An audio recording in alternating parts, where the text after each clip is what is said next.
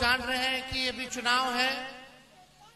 पहला फेज में, पहला चरण में 4 जगह बिहार में चुनाव, औरंगाबाद में, नवादा में, आपका जमुई में, गया में, ये 4 जगह जो है चुनाव है।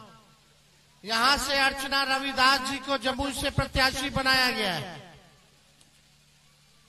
औरंगाबाद से अभय कुशवाहा जी को, नवादा से संतोष कुशवाहा जी को और गया जिले से सरबजीत पासवान जी को हम लोगों ने उम्मीदवार बनाने का काम किया है, जो पहला चरण है। अर्चना रविदास जी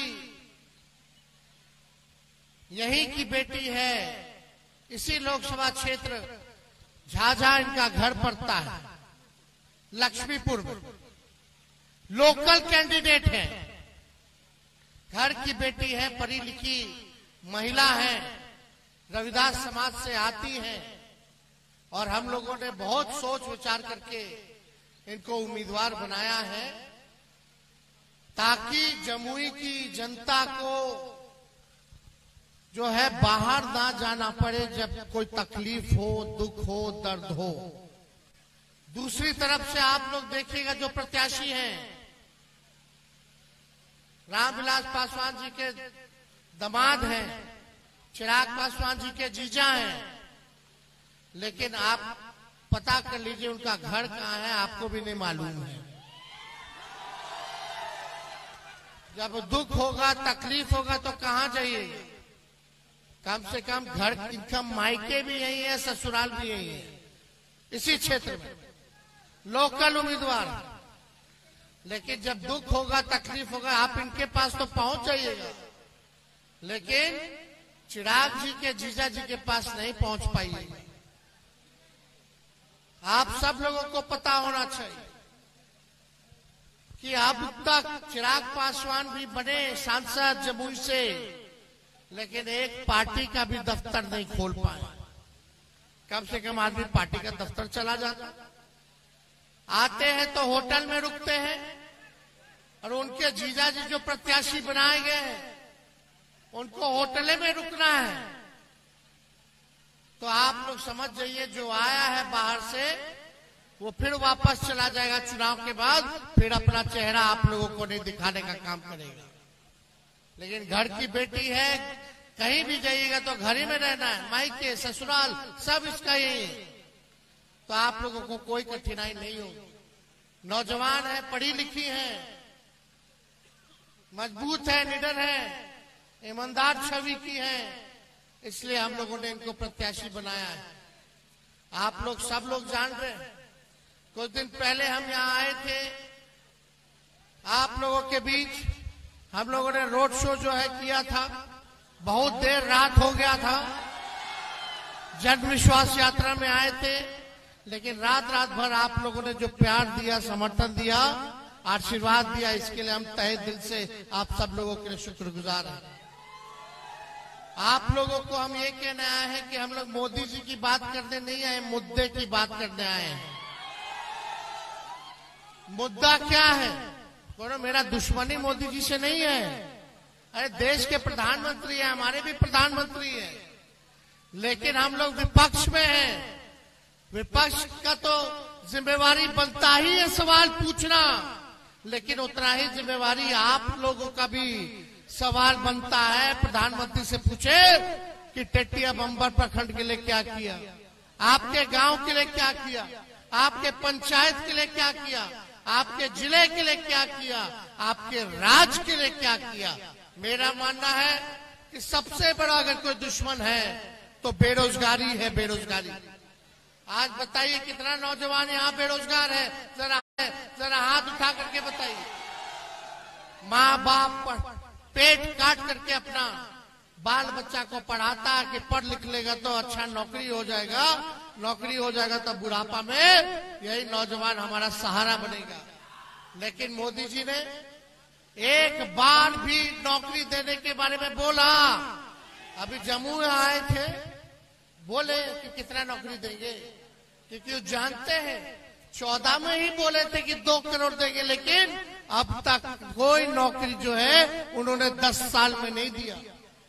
आपको समझना पड़ेगा, केंद्र में सरकार है भाजपा की 10 सालों से, मोदी जी प्रधानमंत्री हैं 10 सालों से, और बिहार में डबल इंजन की सरकार है भाजपा। अब मुख्यमंत्री नीतीश कुमार जी की सरकार है 17 साल से। यहाँ के सांसद लगातार एनडीए को जिताने का काम किया आप लोगों ने। आप लोग देखिएगा लगातार चिराग पासवान जी जो एनडीए में है मोदी जी के साथ है, यहाँ का विधायक सब कोई एनडीए का है, यानी ऊपर से नीचे एनडीए का। बताओ ये 17 साल 10 साल और 3-3 बार सांसद बनाया लोगों ने, 15-20 साल से सांसद है एनडीए का, विधायक उनका, फिर भी क्या दिल में हाथ रख के बोलेगा कि गरीबी खत्म हुआ? क्या शिक्षा व्यवस्था सुधरी? क्या अस्पताल में दवा इलाज अच्छा से हो रहा है? क्या दिए मोदी जी? क्या दिए आप लोगों को? ना नौकरी दिए, पलायन नहीं रोक पाए, गरीबी नहीं हटा पाए। मोदी जी खाली कहते कि 5 किलो राशन दिए। अरे 5 किलो राशन को मोदी जी के आने के बाद से नहीं मिल रहा है, वो पहले से कांग्रेस के जमाने से मिल रहा है। पहले तो तेलों मिलता था, चीनियों मिलता था, कि राशन तेलों मिलता था। तो खाली बताओ, मोदी जी बोलते हमने गरीबी दूर कर दिया। अगर गरीबी दूर कर दिया तो पूरे देश भर में 80 करोड़ लोगों को अनाज काहे ला दे रहे? आप लोग एक मौका हम लोगों को दीजिएगा तो हम लोग अनाज तो देंगे, लेकिन साथ में नौकरी भी देने का काम करेंगे। चुनाव में हमने वादा किया था 20 में कि अगर अपने भाई बेटा को एक मौका दीजिएगा तो 10 लाख लोगों को सरकारी नौकरी हम देने का काम करेंगे। जब मुख्यमंत्री जी हमारे अभिभावक हैं, बुजुर्ग हैं, उनका हम सम्मान करते हैं, लेकिन जब वो बीजेपी को लात मार के आए थे हम लोगों से माफी मांगा कि अब मर जाएंगे मिट जाएंगे लेकिन भाजपा में नहीं जाएंगे। हम लोगों ने फिर से अपनाया, उनको फिर से मुख्यमंत्री बनाया। आपका बेटा, आपका भाई उप मुख्यमंत्री बना, और बनने के साथ जो 17 साल में नहीं हुआ था वो 17 महीने में 5 लाख लोगों को सरकारी नौकरी हमने देने का काम। बहालिए निकलता था, चाहे सिपाही का हो, दरोगा का हो, शिक्षकों का हो, या जितना आपका अस्पताल वाला जितना स्टाफ है, नर्स हो, सब काम हम लोग कर रहे थे। बताइए, देश में देश के प्रधानमंत्री, इतने राज्यों में उनकी सरकार है, भारत सरकार है, लेकिन देश का प्रधानमंत्री नौकरी नहीं दे पाया। उप मुख्यमंत्री रहते हुए आपका बेटा ने 5 लाख सरकारी नौकरी दिया केवल 17 महीने में। मोदी जी तो 10 साल रह लिए प्रधानमंत्री, लेकिन बताओ कौन सा बहाली दिया? रेलवे का बंद कर दिया, रेलवे को बेच दिया, वहां भी बहाली अब नहीं निकल रहा। सेना का अग्निवीर योजना ले आया गया, अग्निवीर। बताओ, कोई हमारा सैनिक अगर शहीद होगा तो उसको शहीद का दर्जा मिलना चाहिए कि नहीं मिलना चाहिए? लेकिन अग्निवीर योजना में केवल 4 साल रहेगा, 4 साल के बाद हटा देगा, यानी जवानी खत्म। 4 साल बाद क्या करेगा? और बताइए, शहीद का दर्जा नहीं मिलेगा, 4 साल रहेगा लेकिन शहीद का दर्जा नहीं मिलेगा। कैंटीन में जो उनको मिलता था, कैंटीन की व्यवस्था नहीं मिलेगी। आप लोग देखिए, जो पेंशन है वो नहीं मिलेगा, ग्रेच्युटी जो है वो नहीं मिलेगा, और नौजवानों के साथ, भविष्य के साथ खिलवाड़ किया जा रहा है। अब हम लोग चिल्ला रहे हैं तो बोलते हैं वापस ले लेंगे, वापस ले लेंगे। अरे आप लोग बताइए, क्या कहां से आएगा नौकरी? सब कुछ तो निजीकरण मोदी जी ने कर दिया।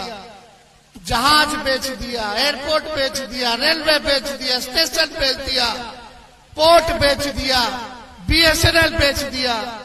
सब कुछ जो है बेच देने का काम किया जो आपका देश का संपत्ति था। ऐसी ऐसी संस्थाएं जो आपको नौकरियां निकलती थी, लोग देख लीजिए कितना तैयारी लोग करता था। आज कहाँ जाएगा नौजवान, कहाँ जाएगा? हम लोग काम करने वाले लोग हैं।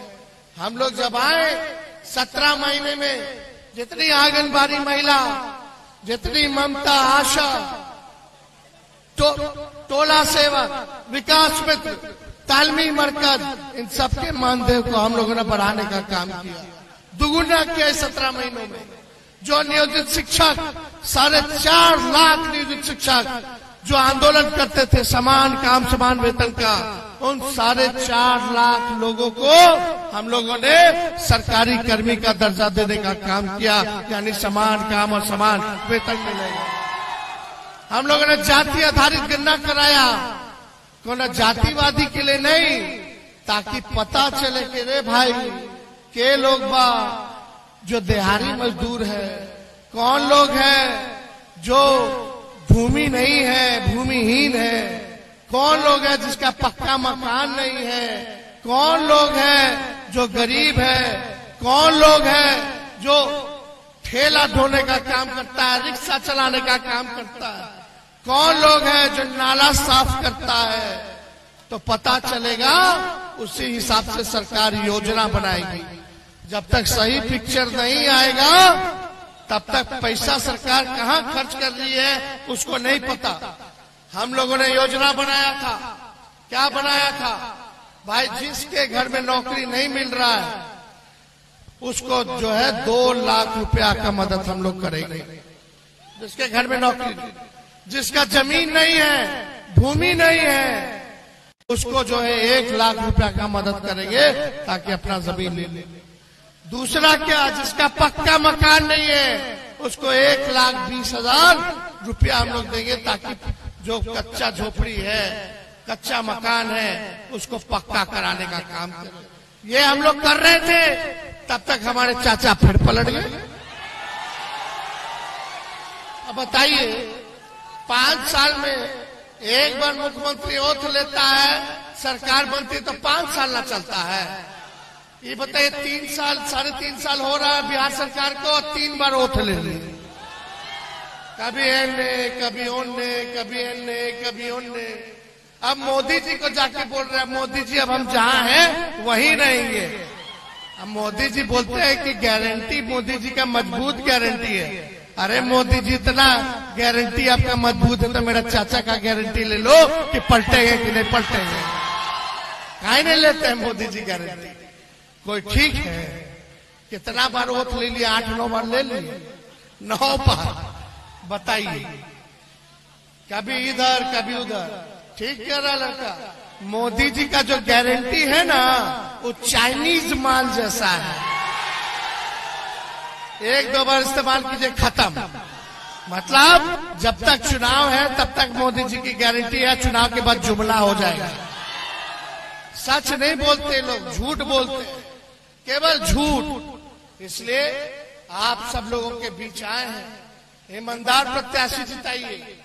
देश तरक्की जब तक नहीं करेगा जब तक आपका गांव विकास नहीं करता, और देश के नागरिकों की जब तक तरक्की नहीं होगी, गांव आगे नहीं बढ़ेगा, तब तक देश विकास नहीं कर सकता। आज देखिए, किसानों का आय दुगुना करने चले थे मोदी जी, 22 तक आय दुगुना कर देंगे। क्या हुआ? आय दुगुना हुआ किसानों का? कुछ नहीं हुआ। बोले थे पक्का मकान बना देंगे, क्या क्या बोले, किसी को छुपा नहीं है। लेकिन आप लोगों से यही हम कहने आए कि अर्चना रविदास जी को भारी मतों से आप लोग जिताने का काम कीजिए। बताइए, जिताइएगा कि नहीं जिताइएगा? दोनों हाथ उठा करके बताइए, जिताइएगा कि नहीं जिताइएगा? बताइए, मुकेश सहनी जी बीजेपी में थे, इनको फुसला के ले गया था सब। बताओ, इन्हीं को तोड़ दिया, इन्हीं के विधायक को खरीद लिया, इनके पार्टी को छीन रहा था अभी चुनाव में। लेकिन अब पिछड़ा का बेटा, अति पिछड़ा का बेटा साथ हो गया है। अब हम लोग लड़ाई लड़ेंगे। हम दोनों नौजवान हैं, नए सोच के हैं, नया बिहार बनाना है। नौजवानों को नौकरी देना है। तो इसलिए हम लोग सब लोग साथ हो गए। सभी भाई लोगों से अपील है कि एकजुट हो जाइए। सभी पिछड़ा, अति पिछड़ा भाई, अल्पसंख्यक भाई, सभी अल्पसंख्यक भाई, सब लोग, गरीब लोग, सब लोग एक हो जाना है और आगे मिल करके लड़ाई लड़ना है। आप लोग लड़ाई लड़ रहे हैं बिन निशात सबकी, ताकि उनको मान सम्मान मिले, उनको आरक्षण मिले, जगह मिले। सरकार बनाइए, उस काम को दोनों भाई मिलकर के पूरा कराने का काम करेगा।